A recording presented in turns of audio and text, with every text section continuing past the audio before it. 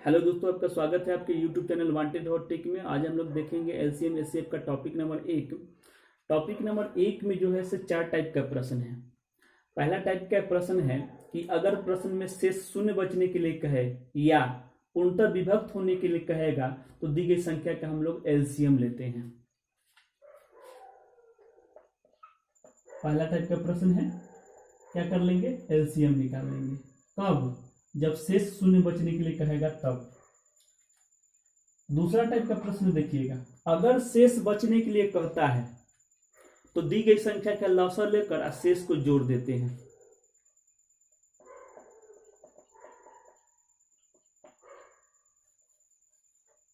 अब देखिए तीसरा नंबर, देखिए तीसरा टाइप का प्रश्न देखिए, अगर प्रश्न में जोड़ने के लिए कहेगा तो दी गई संख्या का लौसा लेकर जो जोड़ने के लिए कहेगा उसको घटा देंगे, एलसीएम ले लेंगे। जो भी जोड़ने के लिए कहेगा उसको क्या कर लेंगे हम लोग? घटा देंगे। ठीक है, जो भी संख्या जोड़ने के लिए कहेगा उसको हम लोग क्या कर लेंगे? घटा देंगे। मान लेते हैं कि अगर मान लेते हैं कि x जोड़ने के लिए कह रहा है तो x घटा लेंगे। चौथा नंबर प्रश्न देखिए, अगर प्रश्न में x घटाने के लिए कहता है तो दी गई संख्या का लौसा लेकर x जोड़ देते हैं। क्या कर लेंगे? एलसीएम ले लेंगे और जो भी आपको घटाने के लिए कहेगा उसको आप क्या कर लीजिएगा? जोड़ लीजिएगा। ठीक है, तो ये 4 टाइप का प्रश्न है आपका। पहला टाइप का प्रश्न देखिए, गौर से देखिएगा, ध्यान से देखिएगा। यही 4 टाइप का प्रश्न है पूरे इस टॉपिक में। प्रश्न नंबर पहला देखिए, टॉपिक नंबर 1 का।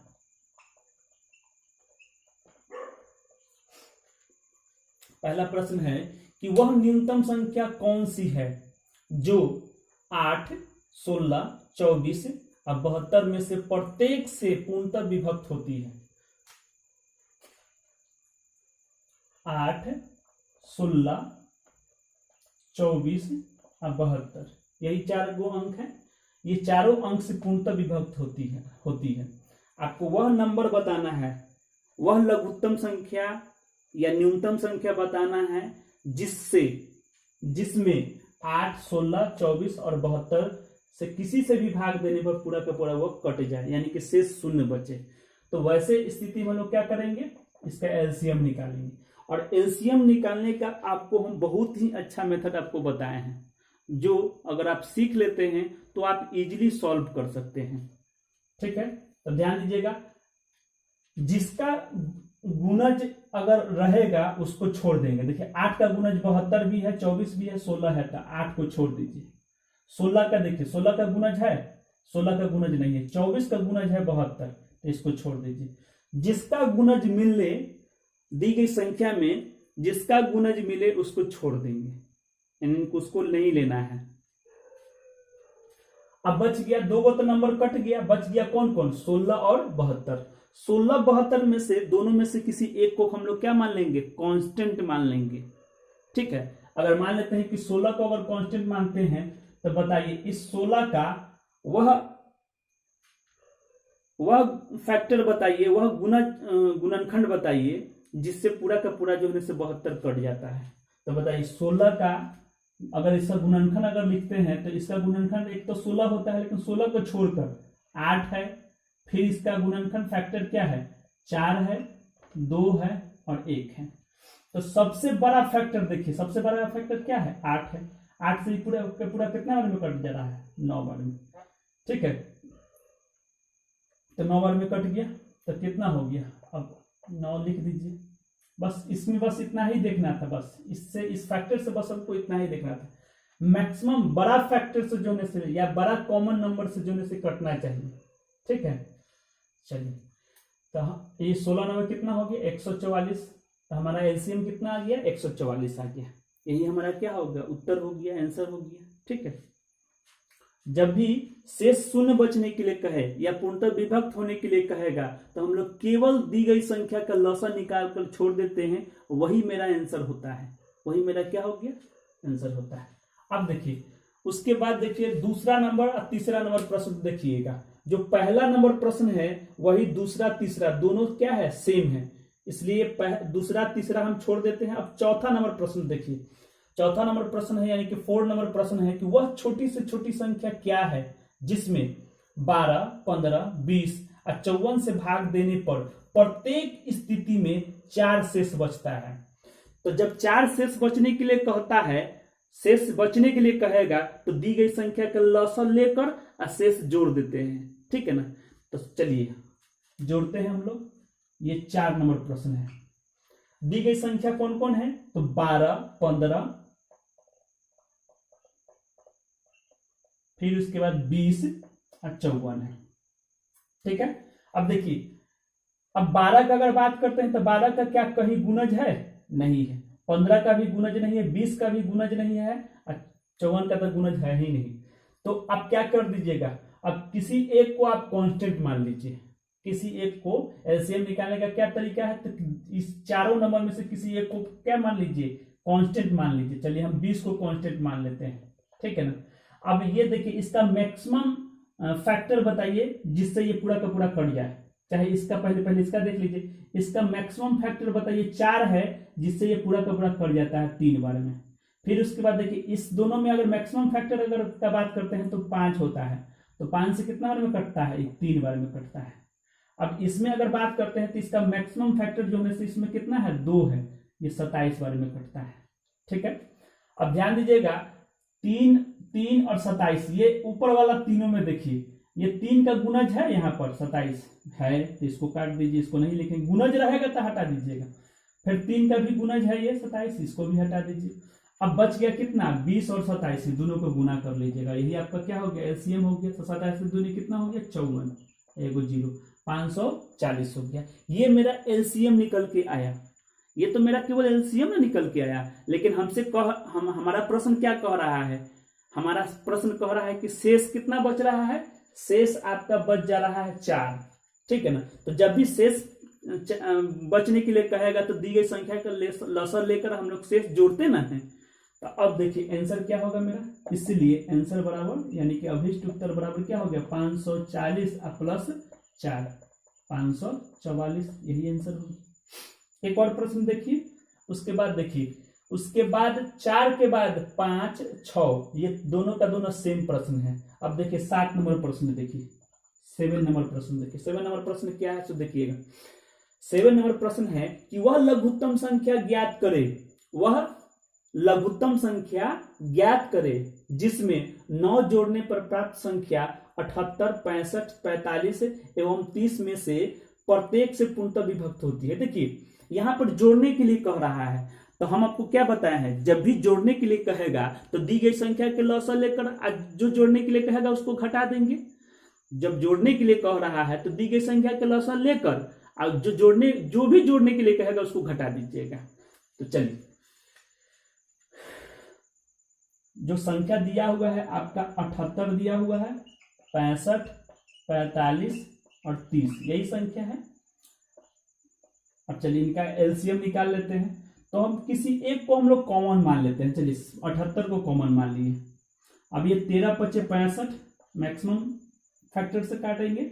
इस दोनों में जो मैक्सिमम फैक्टर है उससे काटेंगे, इसका मैक्सिमम फैक्टर से, जिससे ये पूरा का पूरा कट जाना चाहिए।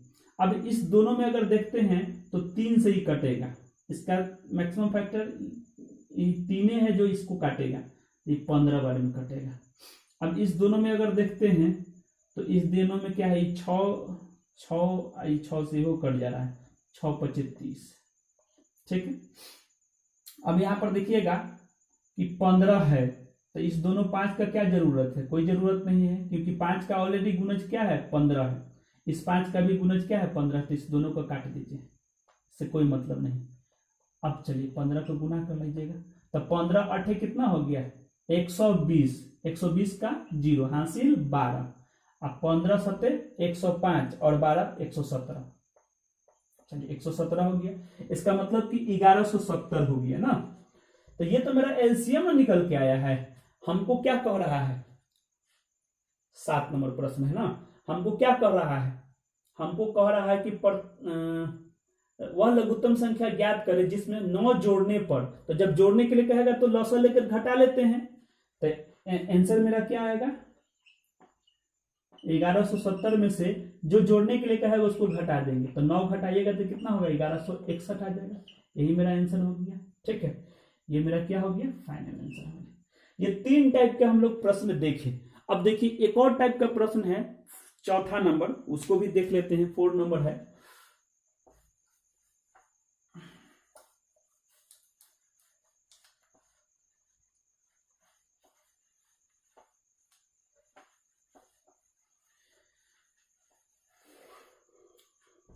देखिए मतलब चौथा टाइप का प्रश्न है, लेकिन ये प्रश्न नंबर आपका मिलेगा 9 नंबर। ठीक है, देखिए 7 के बाद 8 सेम है। 9 नंबर देखिएगा, वह छोटी से छोटी संख्या बताएं जिसमें से 7 घटा देने पर शेष बची संख्या 20, 28, 35, 105 में से प्रत्येक से पूर्णतः विभक्त होती है। देखिए जब भी घटाने के लिए कहेगा तो दी गई संख्या का लॉसर लेकर जो घटाने के लिए कहेगा उसको जोड़ देंगे। ठीक है, तो चलिए ये प्रश्न नंबर कितना है 9 है। 20, 28, उसके बाद 35 और कितना है 105। ठीक है, अब इसमें पहले हम तो एलसीएम निकालेंगे। एलसीएम निकालने के लिए किसी एक को हम लोग क्या कर लेंगे कांस्टेंट मान लेंगे। चलिए इसको हम लोग कांस्टेंट मान लेंगे। ठीक है ना, अब ध्यान दीजिएगा इसमें जो है से इसके 4 से इसका 4 फैक्टर है जिससे ये पूरा का पूरा कट जाएगा 7 वाले में। फिर उसके बाद इसका 5 से ये कटेगा कितना वाले में 5 7 35। फिर उसके बाद ये कितना बार में कटेगा 21 बार में कटेगा। 5 दूनी 10 और 5 कम 5। ठीक है, अब ध्यान दीजिएगा 7 7 यहाँ 21 है, तो 7 के पहरा में 21 आता है तो इसका क्या काम है। इस 7 के भी पहरा में 21 आता है तो इसका भी कोई काम नहीं है। बच गया कौन 21। अब इसको गुण कर लीजिएगा, 21 को 20 से गुना कीजिएगा तो कितना होगा 420 हो जाएगा। यानी कि ये हमारा क्या आ गया एलसीएम निकल के आया। अब देखिए आंसर देखिए क्या होगा। देखिए वह छोटी से छोटी संख्या बताएं जिसमें से 7 घटा देने पर शेष बची संख्या 20, 28, 35, 105 में से प्रत्येक से पूर्णतः विभक्त हो जाए। देखिए जब घटाने के लिए कहता है तो क्या करते हैं दी गई संख्या के लॉसर लेकर हम लोग जोड़ लेते हैं। तो 7 को हम लोग क्या करेंगे जोड़ेंगे, किस में लॉसर में जोड़ेंगे। लॉसर हमको कितना आया है 420 और 420 में 7 जोड़िएगा तो कितना आएगा 427 आएगा। ठीक है, तो ये 420 हो गया, 7 जोड़िएगा तो कितना होगा 427 हो जाएगा। यही मेरा आंसर हो गया। तो ये 4 टाइप का प्रश्न आपका समाप्त हो गया। यही चारों टाइप का इस टॉपिक में प्रश्न है। अब आगे देखिए थोड़ा सा अलग अलग टाइप के प्रश्न देखिए, इसी में देखिए, लेकिन बनेगा इसी तरह से, इसी 4 वो टाइप पर सारा प्रश्न बनेगा। अब देखिए प्रश्न नंबर देखिएगा,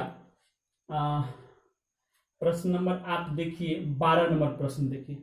12 नंबर आपका प्रश्न है कि एक व्यक्ति बाजार में 3 वस्तुओं की कीमत 56 रुपया, 72 रुपया तथा 120 रुपया पाता है, तो वह कम से कम कितना रुपया खर्च करके कोई एक वस्तु पूर्ण संख्या में खरीद पाएगा। देखिए पूर्ण संख्या में खरीद पाएगा यानी कि शेष कुछ भी नहीं बचना चाहिए, यानी कि वह कितना रुपया लेके जाए कि कोई एक वस्तु पूरा का पूरा खरीद ले और उसको 1 रुपया शेष नहीं बचना चाहिए। इसका मतलब समझे, इसका मतलब होता है दी गई संख्या का लॉसर लेना। ठीक है ना, यानी कि लॉसर लेने के बाद वही लॉसर के बराबर पैसा लेके जाएगा ताकि उसको कोई भी एगो वस्तु, तीनों वस्तु में से कोई एगो वस्तु खरीद लेगा तो उसको 1 रुपया नहीं बचेगा। ठीक है ना, अब ध्यान दीजिएगा 12 नंबर प्रश्न कितना कितना है 56 रुपया है, उसके बाद 72 रुपया है, 120 रुपया है। ठीक है ना, तो दोनों में से किसी एक को कांस्टेंट मान लीजिए। चलिए हम लोग अगर मान लेते हैं कि 72 को अगर कांस्टेंट मानते हैं, एलसीएम निकालना है तो 72 को कांस्टेंट मान लिए। अब देखिए ये 72 का अगर हम बात करते हैं तो 8 इसका जो है मैक्सिमम कॉमन है जिससे ये पूरा का पूरा कर जाता है, तो 8 7 56। फिर उसके बाद इसमें अगर बात करते हैं तो 24 24 तिहाई है, 24 25, हाँ 24 से ये पूरा का पूरा कट जाएगा, 24 से कितने बार में कटेगा, 5 बार में। ठीक है, अब 7 5 है तो 7 5 गुना कर लीजिए, गुना कीजिएगा तो 72 और 700, 7 और 5 है, सबको गुना कीजिएगा ना तो आपको 25 20 आएगा। ठीक है, 70, ठीक यही आएगा, सबको गुना कीजिएगा तो यानी कि वह कितना लेके जाएगा, तो 2520 रुपया लेके जाएगा।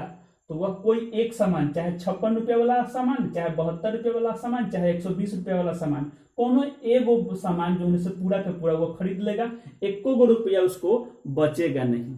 ठीक, एक और प्रश्न देखिए, एक और प्रश्न देखिएगा, 13 नंबर देखिए, 13 नंबर प्रश्न देखिए क्या है।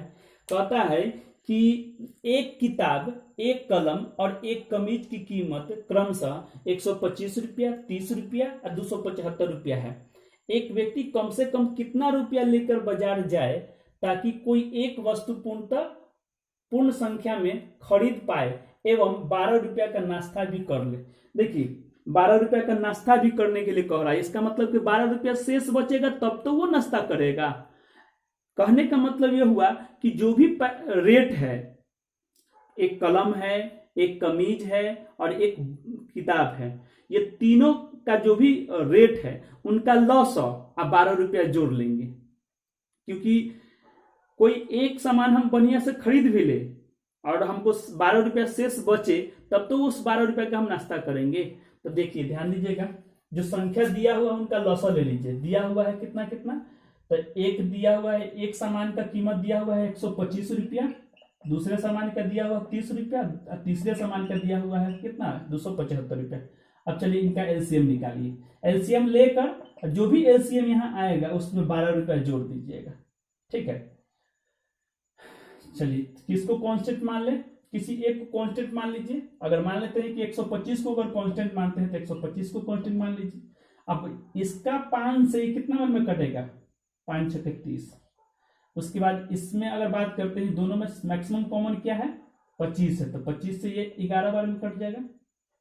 अब सबको गुना करना होगा, सबको गुना करना होगा, तो ये 125 गुने 6 गुने कितना हो गया, लोग यहाँ नीचे में लिख देते हैं क्योंकि जगह उधर है नहीं।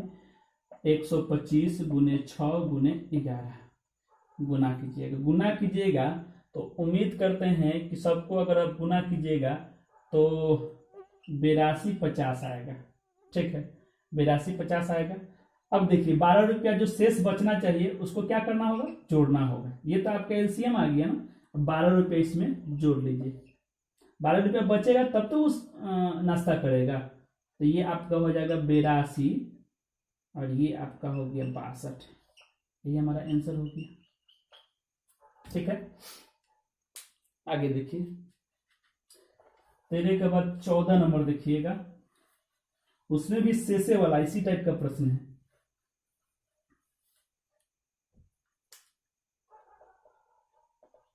चौदह नंबर प्रश्न देखिएगा क्या कह रहा है। कहता है कि जब प्रत्येक बक्सा में 5 या 6 दर्जन नारंगी रखे जाते हैं तो हर बार 3 दर्जन नारंगी बच जाते हैं। अब कुछ बड़ा बक्सा लेकर जब प्रत्येक में 8 या 9 दर्जन नारंगी रखे जाते हैं तो भी हर बार 3 दर्जन नारंगी बच जाते हैं, तो शेष बच जाते हैं। तो न्यूनतम कितने दर्जन नारंगी हैं, देखिए आपको बताना है कि न्यूनतम कितना दर्जन नारंगी है। तो आप क्या कर लीजिएगा, जो रखा जा रहा है बक्सा में, जो रखा जा रहा है उनका एलसीएम ले लीजिएगा। ठीक है, और जो शेष बच रहा है उसको हम लोग क्या कर लेंगे, जोड़ लेंगे। ठीक है ना। तो फर्स्ट टाइम में जब छोटा बक्सा था तो उसमें हम कितना नारंगी रख रहे थे, 5 या 6, कितना दर्जन रख रहे थे, 5 या 6 दर्जन नारंगी रख रहे थे। तो भी हमको 3 दर्जन शेष बच रहा था। और फिर दूसरे बार जब बड़ा बक्सा लेते हैं तो उसमें कितना दर्जन रख रहे हैं, 8 या 9 दर्जन, तब पर भी हमको कितना शेष बच रहा है, 3 दर्जन शेष बच रहा है। तो हम लोग क्या कर देंगे, 5 6 और 8 9 का लॉस है और 3 जो शेष बच रहा था उसको हम लोग जोड़ लेंगे। ठीक, 5 6 8 9 इनका हम लोग एलसीएम लेंगे। अब इनका एलसीएम लेंगे तो आप ऐसा कीजिए कि अच्छा जो भी अभाज्य संख्या है उसका अगर गुणज न मिले तो उसको हम लोग क्या कर लेंगे, पहले लिख लेंगे। चलिए तो इसको तो लिख लिए। अब बच गया ये 3 नंबर। इस तीनों नंबर में से किसी एक को हम लोग क्या कर लेंगे, कांस्टेंट मान लेंगे। चलिए 6 को कांस्टेंट मान लेते हैं। 6 को कांस्टेंट मानेंगे, इसको कांस्टेंट अगर माने, इसको तो लिख लिए, इसको तो लिख लिए। बच गया कितना, 6, 6, 8, 9। इसमें 6 को हम कांस्टेंट माने। 6 को हम लोग इसलिए कांस्टेंट माने हैं क्योंकि इसमें देखिए 2 भी है 3 भी है। 2 से ई कट जाएगा, इसके 3 से ये कट जाएगा, इसलिए हम लोग 6 को लिए हैं कांस्टेंट। ठीक है ना।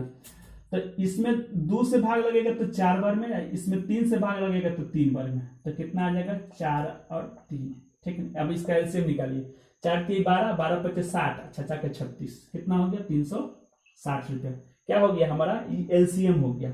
अब प्रत्येक स्थिति में कितना शेष बचने के लिए कह रहा है, 3 ना, तो 3 जोड़ लीजिए। अब 3 जोड़िएगा तो 300 कितना होगा, 63। तो कुल दर्जन कितना संतरे है, तो 363 दर्जन क्या है, संतरा है। ठीक, ये 14 नंबर प्रश्न हो गया। आगे देखिए, आगे देखिए 15 नंबर सेम टाइप का प्रश्न है, फिर 16 नंबर हम लोग देखेंगे।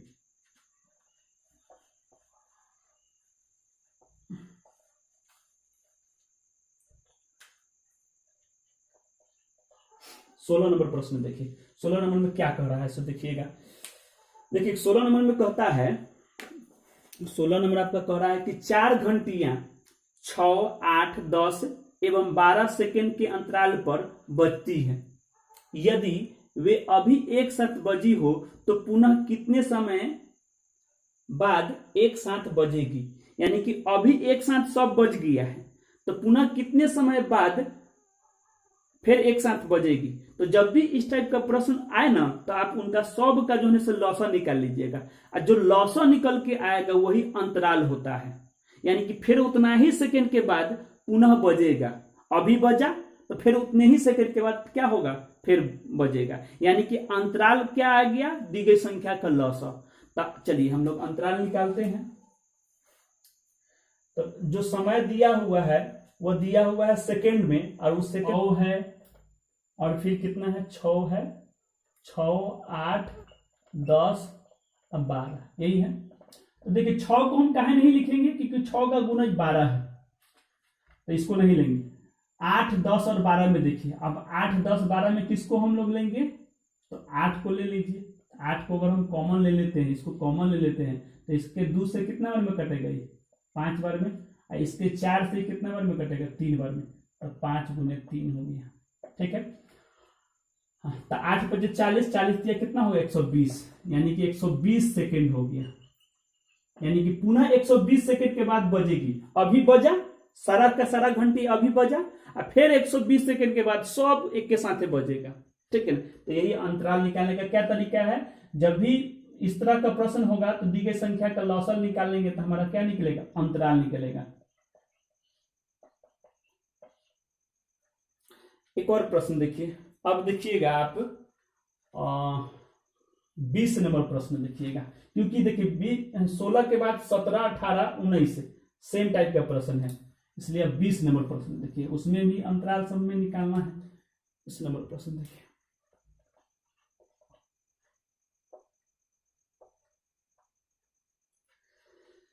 बीस नंबर प्रश्न है कि 6 घंटियां 2, 4, 6, 8, 10 एवं 12 सेकंड के अंतराल पर बजती है, तो 1 घंटा में कितनी बार एक साथ बजेगी। अब ध्यान दीजिएगा, पहले हम लोग क्या कर लेंगे, अंतराल निकाल लेंगे। अब हमको बताना है कि 1 घंटा में कितना बार बजेगा। तो 1 घंटा में कितना सेकंड, देखिए आपका जो अंतराल निकलेगा से सेकंड में निकलेगा, क्योंकि 2, 4, 6, 8, 10 जो है से 10, 12 जो सेकंड में दिया हुआ है, तो अंतराल भी मेरा सेकंड में निकलेगा। अब आपको दिया हुआ है घंटा में, समय दिया हुआ है घंटा में, तो उसको तो सेकंड में चेंज करना होगा, और नहीं तो सेकंड को आप घंटा में चेंज कर लीजिए। दोनों में से कोई एक काम करेंगे। चलिए बताते हैं। दिया हुआ है कितना, 2, 4, 6, 8, 10, यही ना दिया हुआ है। 2, 4, 6, 8, 10 और 12 भी है ना, 12 भी लिख लीजिए। अब ध्यान दीजिएगा, 2 तो आपका कट जाएगा क्योंकि 2 का ऑलरेडी गुणज 4 भी है, 6 भी है, 8 है, 10, 12, तो इसका तो कोई जरूरत नहीं है। 4 का देखिए, 4 का भी गुणज है कौन, 8 भी है, 12 भी है, ये नहीं लिखेंगे। 6 का भी गुणज कौन है, 6 का गुणज 12 तो है, इसको भी नहीं लिखेंगे। अब बच गए ये 3 गो, तीनों में से किसी एक को कांस्टेंट मान लीजिए। चलिए 8 को कांस्टेंट मानते हैं, इसको कांस्टेंट मान लिए। अब इसमें 2 से 5 बार में, इसमें जो है से 4 से जो है से 3 बार में, कितना हो गया 5 और 3 गुना कर लीजिएगा, 8 × 5 = 40, 40 कितना हो 120, इतना सेकेंड हो गया। ये मेरा क्या आ गया, अंतराल आ गया। यानी कि प्रत्येक इस सभी घंटी जो है से 120 सेकंड के अंतराल पर बजेगी। तो आपको बताना है कि 1 घंटा में कितना बार बजेगा। तो ध्यान दीजिएगा, कितना बार, कितनी बार, कितनी बार बजेगी ना। तो ध्यान दीजिएगा, 1 घंटा आपको भाग देना ही घंटा में है, आई 120 सेकेंड में है। ये 120 सेकेंड में दिया हुआ है ना, आई घंटा में है।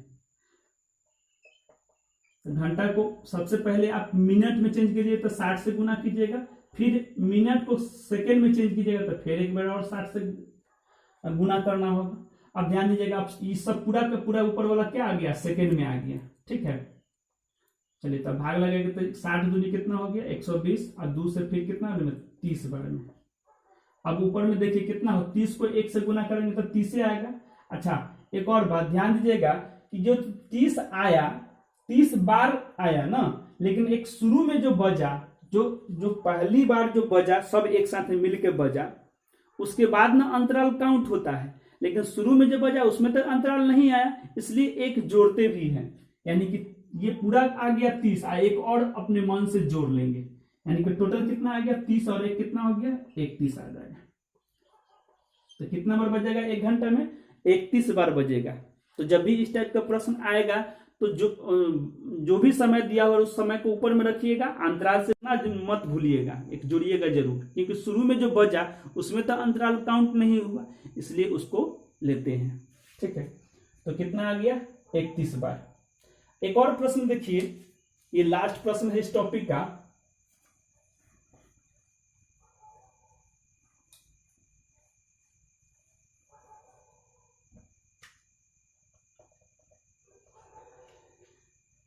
प्रश्न नंबर है कि मापने की 3 छड़ क्रमशः 64 सेंटीमीटर, 80 सेंटीमीटर एवं 96 सेंटीमीटर लंबी है।